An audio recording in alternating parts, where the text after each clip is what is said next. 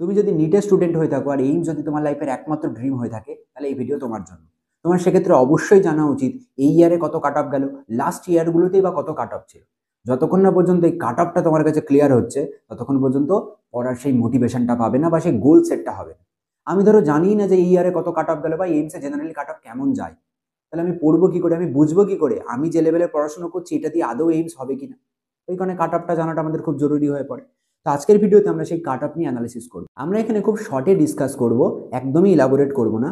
চারটে রাউন্ডে category wise কত কত কাট অফ গেছে। আর কারোর যদি স্পেশালি কোনো college wise like AIIMS Bhubaneswar হোক, এইমস ঋষিকেশ হোক, এইমস দিল্লি হোক, তো সেগুলোর ব্যাপারে যদি কোনো ইনকোয়ারি থাকে তাহলে অবশ্যই কমেন্ট করো। তো সেখানে আমি তার রিপ্লাই দিয়ে দেবো সেই কলেজের কত কত কাট অফ গেছে। তাহলে দেখো, ওপেন ক্যাটাগরি, জানো সেন্ট্রালে মাত্র 5টাই ক্যাটাগরি হয়।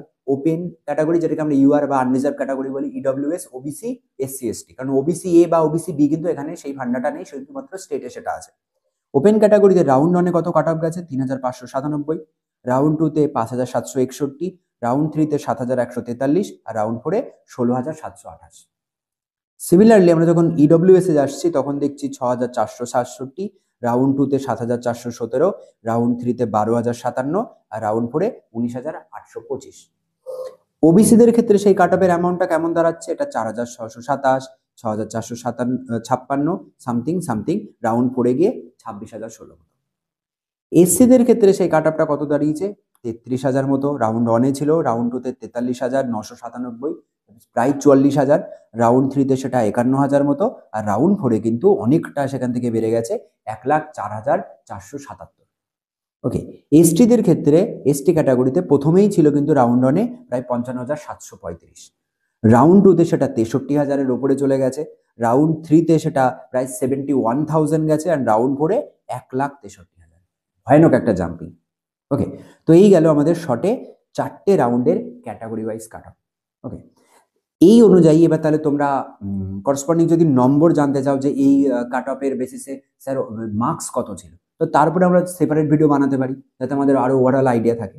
তো এই বছরে কিন্তু এইমসের এই যে কাট অফগুলো দেখছো, এটা অনেকটা ডাউন গেছে। তো জেনারেলি কি এক্স্যাক্টলি এরকম 7,000-এর অর্ডারে থাকে? একদমই না।